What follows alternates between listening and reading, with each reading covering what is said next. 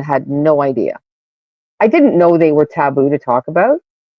I didn't know. I didn't know what I didn't know. All I, I always wanted to figure things out, and figuring out how the body works and all that kind of thing. I'm not saying I'm a hormone expert, but I did go through a very, my whole life, I had bad periods. So my whole life, in my world of menstruation and all of those things, I had, and when I started to go through perimenopause, which I mean, literally, I thought I was losing my mind. And that's not an uncommon thing when women go through perimenopause, when women go through menopause, postmenopause. Their patience runs out, they get angry, there's so many things that happen. And so because I went through it, and because I like to always try and figure stuff out, I found out what was going on. And I did actually do bioidentical hormones for a period of time. And then I weaned myself off because I knew that it was something that I didn't want to take forever, because it's coming from mainstream. Just because something is bioidentical doesn't mean that it's purely safe for anyone for a long period of time. Maybe it is, maybe it's not. I don't want to speak too strongly about that, but I learned something more recently that kind of affirms my decisions, which is great. It's always good, and it's always good to dig into, to discover and ask questions. Ask questions about everything. And so so I went through the perimenopause. I weaned myself off. Again, I've always worked at taking good care of myself. I still have bad habits. Nobody's perfect. So please don't ever think that it's like, oh, someone doesn't live their life because they say they live well or live healthy. Like you do, you have to make smart choices for your body. And I do too, because I've noticed that I think it's an awareness more than sensitivity. I think a lot of times people aren't aware of what's going on in their body. That's what I've discovered working with people with their health for such a long time. They'll come into my office and check off all kinds of things that were going wrong in their lives, but they just thought that was normal. you know?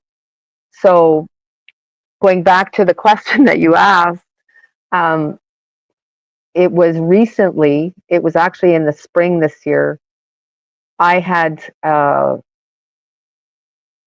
was introduced to some people, to friends of mine that were wanting to bring a product into Mexico. Excuse me. And I said, sure, I'll have a conversation, whatever it is. I mean, I'm open to, if it's a health product, I get excited and I want to listen. I want to hear. I want to explore what the possibilities are. And to be, you asked me actually a very personal question. So my trigger when I found out what it was the hopes that I could have less painful sex.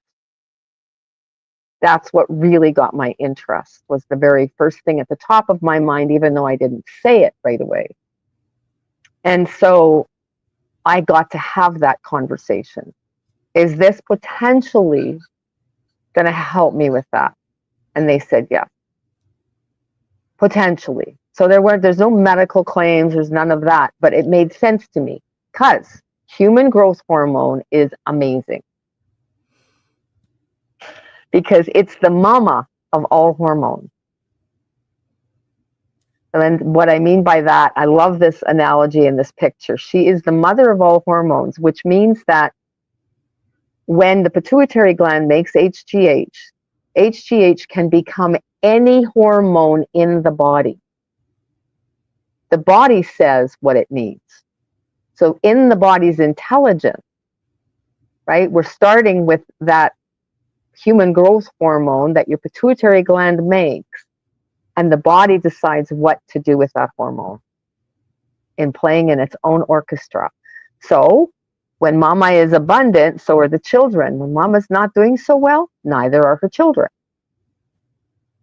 So that's just that first step of a little bit on the HGH. Wow. Yeah, it's pretty So amazing, huh? that does sound really cool. So it identifies what the body needs and helps it create it?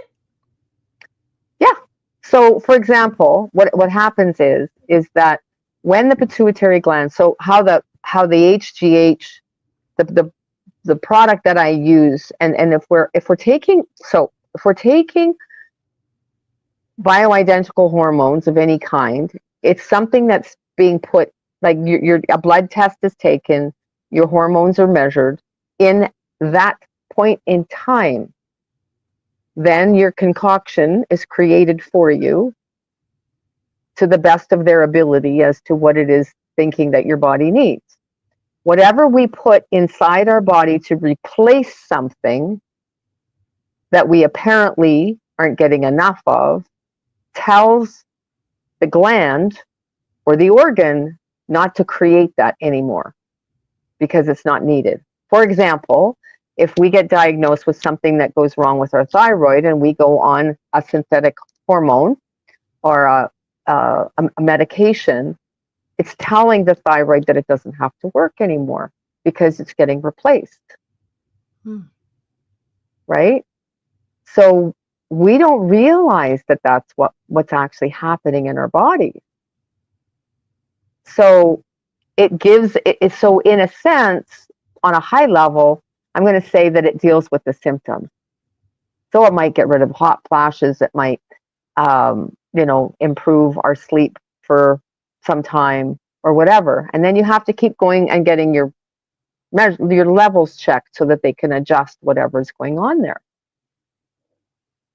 So I was on thyroid medication for 20 years. My doctor said, you will have to take this for the rest of your life. I said, you don't know me very well yet. And I spent from that day, it took me 22 years to get off of all thyroid medication. I just kept working on it. I started to understand why it happened. I went for different types of therapy, even spiritual healing, because when there's something that's chronic that's happening in our bodies, there's always an emotional piece. So for me, there was a non-forgiveness of myself that was going on. When I had a specific type of treatment and I saw what it was, then I went to a counselor to work through that, to release it. And when I released it, my need dropped hugely for the medication I was on. So there was all these different things that I did over the years because I believed my body's the miracle. My body's the miracle. I'm going to keep on working on it. I'm going to keep on working on it. Find the key. Find the key, go to the source, go to the root. So lots of experimentation in my life. I love that. I find the root Yeah. because so I came across this mindset after my left kidney was removed. They're taking me apart piece by piece, by the way. That's enough. and No more. right? And so I discovered the emotional piece. I started researching what emotions are stored in what organs, Yep. right? So I Kidneys, could fear. learn what Hmm. was going on within me and what the cause was so that I could start to heal my body first in my thoughts and my emotions and then physically in my body, right? And so now I do a lot of the Silva method, if you know what that is. Yes. Um, but Yeah. I do that type of meditation every morning and I always go into that state and go through all the things that are right with my body, right? and Nice. I will never receive the symptoms of these types of ailments. I have a video that I have from on YouTube, and it is, Jose Silva himself guiding you